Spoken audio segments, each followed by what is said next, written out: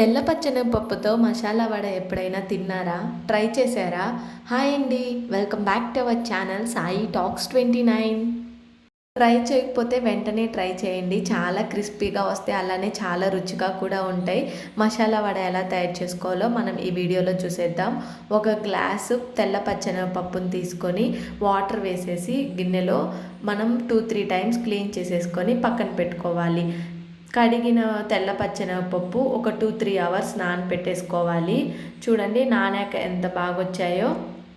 నానిన తెల్ల పచ్చెనగపప్పును మనం మిక్సీలో వేసేసుకోవాలి.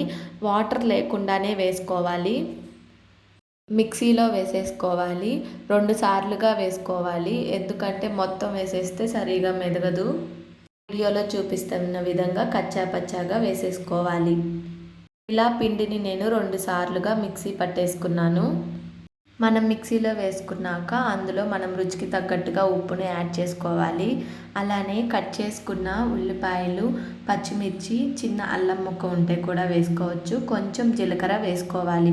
వేసుకొని మొత్తాన్ని కలిపేసేసుకొని పక్కన పెట్టుకోవాలి. తర్వాత లోపు మనం స్టవ్ ఆన్ చేసి బాండ్లీ పెట్టుకొని ఆయిల్ వేసుకొని ఆయిల్ వేడెక్కనివ్వాలి.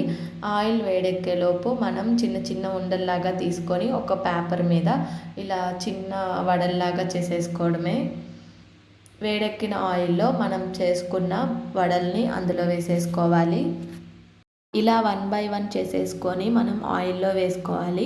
ఆయిల్లో వేసుకున్నాక మనం మీడియం ఫ్లేమ్లో పెట్టుకొని మసాలా వడల్ని కాల్చుకోవాలి. అప్పుడైతేనే కొంచెం ఎర్రగా మంచిగా కాగుతాయి. హైలో పెట్టేస్తే పైన ఎర్రగా ఉంటాయి కానీ లోపల కాలో పచ్చి పచ్చిగా ఉంటాయి. కాగాక ఎర్రగా వేగాక ఒక గిన్నెలోకి తీసుకోవడమే. మీరు కూడా నచ్చితే ట్రై చేయండి. చాలా రుచిగా ఉంటాయి. నచ్చితే లైక్ చేయండి, షేర్ చేయండి, సబ్స్క్రైబ్ చేయండి. Thank you.